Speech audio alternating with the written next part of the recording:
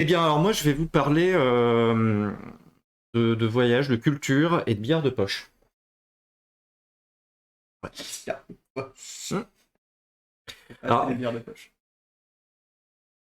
vous verrez, vous verrez. Je ne, Ouais, je- non, non, bière de poche. non. Le bière de poche. Ah bon. Alors, je me suis fait la remarque que depuis l'avènement d'Internet et au-delà d'Internet, l'amélioration des systèmes de transport garantissant une plus grande accessibilité au fait de voyager à l'étranger, nous sommes confrontés bien plus facilement au monde qui nous entoure. Ça ne s'entend pas à l'oral, mais j'ai écrit monde au pluriel. C'est un détail très important. Et c'est plutôt une bonne chose, d'ailleurs. Que oui, au-delà de nos frontières, il y a différents mondes à découvrir, différentes cultures. Les plus voyageurs d'entre vous comprennent bien de quoi je parle, en tout cas. Et quand je dis les voyageurs, je ne parle pas de tous les touristes qui font 20 000 bornes juste pour rester dans un palace et profiter d'une plage. Je parle de ceux qui vont découvrir le pays, sa culture, sa langue.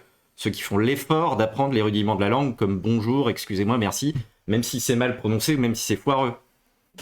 Alors, je ne vais pas vous parler des habitudes culturelles ou du comportement sociologique de chacun des pays du monde, car je suis ni globetrotter émérite, ni sociologue émérite, même si c'est une question très intéressante à aborder, et qu'il y a plein de choses à dire dessus. Par exemple, quelqu'un m'a raconté récemment que lors d'un de ses voyages dans un pays asiatique, un petit pays asiatique, alors qu'il mangeait seul dans un restaurant paumé, il y a un des autochtones qui s'est posé à sa table, comme ça, paf, et qui lui a demandé ça vous dérange si on mange ensemble et qu'on discute un peu pour partager nos cultures? Ben, je trouve ça trop bien, ce genre de réaction. J'aime à croire que c'est par curiosité, mais après tout, c'est peut-être juste pour bosser son anglais, qui est maintenant devenu une langue indispensable pour communiquer de manière standardisée à l'international, qui a tendance malheureusement à lisser les interactions entre les différents pays. On commence à tous quelque part se ressembler, ou en tout cas parler de la même chose. Mais malgré ce lissage de la culture internationale, dû en grande partie à la mondialisation, qui a justement cet effet-là de tendre vers ces relations standards, subsistent malgré tout ces petites particularités culturelles dont on parle trop peu. On n'avait pas dit que c'était moi le truc chiant.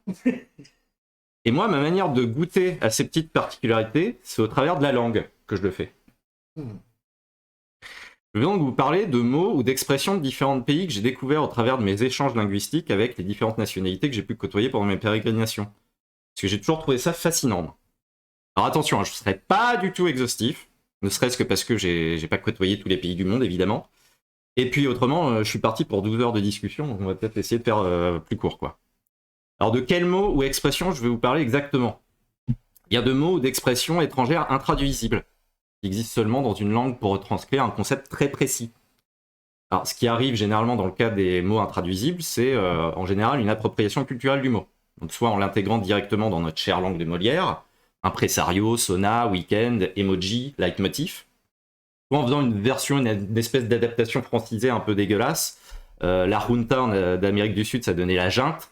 Le mot italien sbirro, ça donnait sbire. Donc c'est des petites adaptations un peu franchouillardisées. Mais il existe des mots intraduisibles qui n'ont pas voyagé jusqu'à atterrir dans notre dictionnaire. C'est dans ce cadre très précis que je vous propose de faire une petite halte dans différents pays pour voir ce qu'il en est. Voilà. Alors par qui on commence? Pour le décider, partons d'une grande habitude culturelle qui, elle, est mondiale, le chauvinisme. Donc, pour commencer, la France, parce que Cocorico, champion du monde! Alors, pour la France, je ne vais pas vous parler des mots que vous connaissez tous déjà, la grande majorité étant dernièrement des mots anglais très usuels liés à Internet ou au numérique en général, avec par exemple des mots comme spoil, bon ça tout le monde sait ce que ça veut dire, qui se dit divulgacher en québécois. J'adore ce mot valise, je trouve ça génial. Mais plutôt que de parler donc de ce qu'on connaît déjà, je vais aborder la question à l'inverse, avec ce qu'on a dans la langue française, mais qu'on ne retrouve pas dans d'autres langues. Et il y a 3 exemples en particulier que j'aime beaucoup. Enfin, il y en a plus que 3, mais il y en a 3 particulièrement. Le premier, c'est le mot antiphrase et son concept. Le fait de dire l'inverse de quelque chose pour insister dessus. C'est du propre ou non, mais vas-y, continue, te gêne pas surtout. Alors là, la plupart des étrangers, ils comprennent rien à notre délire. Ils se disent, mais quoi? Mais c'est complètement con. Ben non, c'est marrant. Là, on est dans l'incompréhension. Voilà. Le second que je trouve très drôle, c'est l'expression être de mauvaise foi. Alors j'en ai parlé à beaucoup de gens, et personne ne trouvait d'équivalent. Et accessoirement, les gens avaient du mal à comprendre de quoi il s'agissait. Ce qui est marrant, parce que dans le fond, parce que des gens de mauvaise foi, il y en a partout dans le monde. Et pour essayer de leur expliquer, on discutait, je lui dis, bah là, tu vois, par exemple, quand tu dis ça, c'est de mauvaise foi. Il me répondait quoi? Mais pas du tout. Voilà. Sachant que le mieux que j'ai eu, c'était encore pire, c'est il me retournait la chose en disant mais non, mais c'est toi qui es de mauvaise foi. Classique. Parce qu'évidemment, non mais c'est parce que quand j'avais expliqué la mauvaise foi, c'était un peu reluisant quand même. C'était un peu, oui, bon, tu dis un peu de la merde, mais tu campes sur tes positions, machin. Eh ben, ils ont pas de mots ou d'expression pour dire ça, alors que tout le monde l'est de mauvaise foi. Faut arrêter des conneries, quoi. Donc là, grand gagnant, hein, le mec qui te renvoie la mauvaise foi quand tu dis qu'il est de mauvaise foi, là, on a le crème de la crème. C'est celui qui dit qui est. Ouais. Et le dernier exemple que j'ai pour la France, alors c'est pas vraiment un mot, c'est plus un concept, c'est le verlan. Alors là, les gens, ils étaient divisés. Soit ils trouvaient ça génial, soit ils trouvaient ça complètement nul. Et ensuite, j'enchaînais en leur disant qu'on avait aussi le verlan du verlan. Alors là, chaos technique, redémarrage du système nécessaire. Alors là, ils étaient là, quoi? C'est con. Du coup, ça fait le même mot? Non, pas du tout. Ok. Alors très sympa de parler de verlan à des étrangers. Faut savoir qu'il y a des équivalents dans d'autres pays. Il y a alors si je ne me trompe pas, le Cockney slang, qui est l'argot est-londonien, qui lui fonctionne en rime. Donc par exemple, jelly, qui signifie gélatineux, c'est la télé. Puisque jelly, ça rime avec télé, et télé, c'est television. Ah. Donc il n'y a pas que chez nous qu'on fait des trucs bizarres un peu fun, quoi. Alors passons ensuite, changeons de pays, et allons au chef de l'Europe, l'Allemagne. Alors, l'Allemagne, ils ont une expression qui s'appelle le billard de poche, ou le Taskenbillardspiel. Alors, comme ils disent, hein. Belle langue de Dieu. Alors c'est une blague hilarante, selon les témoignages allemands que j'ai pu recueillir, hein, mais bon, les Allemands et l'humour, on va dire que c'est culturel, hein, parce qu'on est quand même sur un Anne Romanoff et son sketch du pilier de bar sur 20 en termes d'humour. Alors selon ma propre classification, hein, il y en a peut-être qui aiment Anne Romanoff, je ne veux froisser personne, en l'occurrence, moi, non. Mais ce cher Klaus, vous savez cette personne allemande qui impose des choses qu'il croit drôles alors que pas du tout, bah lui il est à fond sur cette blague. Alors pour vous expliquer, hein, le billard de poche, c'est quand on fait mumuse avec ses bouboules quand on a les mains dans les poches de son pantalon. Ah. Voilà. Le billard de poche. Voilà. Bien, hein. Bon, par contre, faut savoir qu'en Allemagne, il existe aussi de très jolis mots. Redorons un peu le blason teuton. Teuton, ya, comme les tétons. Non. Klaus, arrête. Tu es gênant. S'il te plaît. Alors, il y a d'abord peut-être un mot que vous connaissez, le Wanderlust. Le Wanderlust, c'est le goût irrépressible du voyage. C'est joli comme mot. Et ensuite, alors un mot que je trouve très poétique, c'est le Heimat. Le Heimat, c'est très compliqué à expliquer, mais c'est ce sentiment que tu as quand tu es arrivé quelque part et que, heureux qui comme Ulysse a fait un long voyage, tu as l'impression que tu as trouvé ton petit coin de paradis, ton petit chez-toi. Un petit mélange indicible de nostalgie, de bien-être, de confort. C'est beau, hein? On dirait pas que c'est allemand.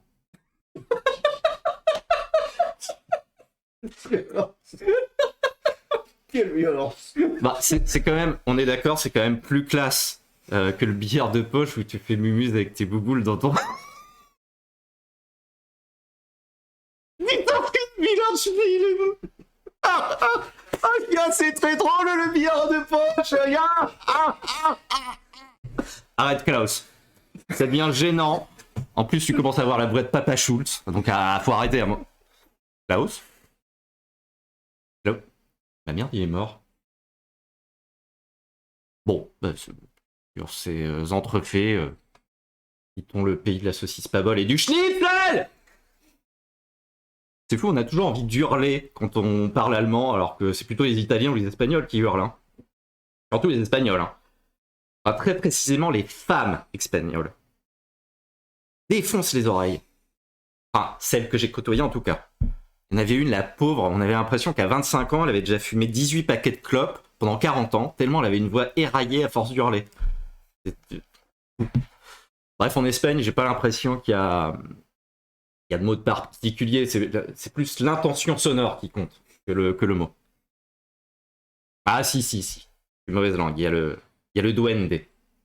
Le duende, c'est ce pouvoir mystérieux qu'une œuvre d'art peut avoir pour émouvoir profondément une personne. Joli. Sans transition, on passe à l'Italie avec la figura di merda. Alors c'est la figure de merde. Alors si j'ai bien compris, c'est quand t'as fait quelque chose de honteux et que tu t'es fait choper et que du coup t'as une tête de con, eh ben tu fais la figura di merda. Je trouve ça génial. Là pour le best. Tu as aussi la sprezzatura. C'est l'art de donner à une tâche difficile l'apparence de la facilité avec grâce et nonchalance. Et par extension, alors, c'est très sérieux, en mode, c'est le fait de se vêtir de manière extrêmement élégante, mais sans pour autant avoir l'air guindé. La sprezzatura. Sprezzatura. Bon, on passe rapidement en vrac dans d'autres pays avec le tartle en écossais. Alors j'ai fait exprès de les séparer des anglais. Hein. C'est marrant. Alors le tartle, c'est l'hésitation que l'on a lorsqu'on essaye de se souvenir de quelque chose ou de quelqu'un, de son nom par exemple. Salut Sylvain, oui, excuse-moi pour le tartle. Tu as le iglig. En danois, c'est un adjectif pour décrire à la fois ce qui est douillet, ce qui est bien, ce qui inspire la sécurité, ce qui est convivial, qui donne venez, c'est bien, et chaleureux. C'est rigolo. Donc quand c'est higgling, t'es... Higgling. Higgling. Dépaysement en belge, ça veut dire dépaysement. Voilà. Il me domine. Alors ensuite, tu as le voorpret en néerlandais. Alors, le néerlandais, je sais pas, c'est super drôle à écouter. Ça ressemble strictement à rien. Je sais pas si vous avez écouté du néerlandais, c'est trop marrant. Je dirais que quelqu'un a une arête de poisson dans la gorge. Oui, en plus, la dernière fois, le mec, il avait une voiture et lui, il parlait un peu comme ça. Bon, hilarant. Alors, le voorpret, c'est le pré-fun. C'est ce sentiment de plaisir que vous pouvez ressentir avant qu'un événement n'ait réellement eu lieu. C'est marrant. Comme par exemple, entendre parler néerlandais, justement. Là j'ai le voorpret. Ouais. Il y a le fameux, alors beaucoup plus historique, le fameux Banzai en japonais, qui est une exclamation pour prouver le dévouement absolu à l'empereur, équivalent en un mot de longue vie au roi qu'on a chez nous. Et c'est fou d'avoir juste un mot pour ça. C'est dire l'importance qu'ils accordaient à l'empereur.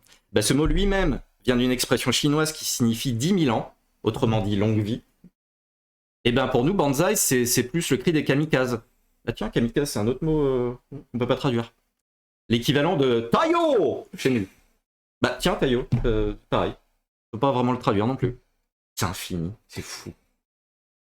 Bon, et revenons à notre point de départ en France, mais pas avec du français, avec petit terme d'argot, avec le verbe bouiner, que je comprends moi très bien. Je sais pas si vous le connaissez. Et ça signifie faire des trucs, mais tu bouines, quoi. Voilà.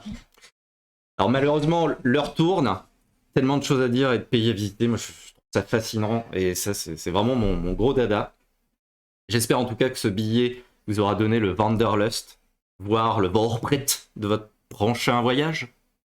Arrêtez de bouiner devant votre jelly là, faites-vous divulgacher la fin de votre série B nulle, qui ne risque pas de vous provoquer un duende, vu sa qualité, et allez, partez à l'aventure, Banzai. Qui sait, vous serez dépaysé au point de ressentir le Heimat pour un petit coin de paradis iglig, et ce malgré les incessants tartles de votre voisin tête en l'air qui fera pour l'occasion sa plus belle figura di merda, mais qui vous conseillera tout de même de porter des vêtements plus simples. Hein.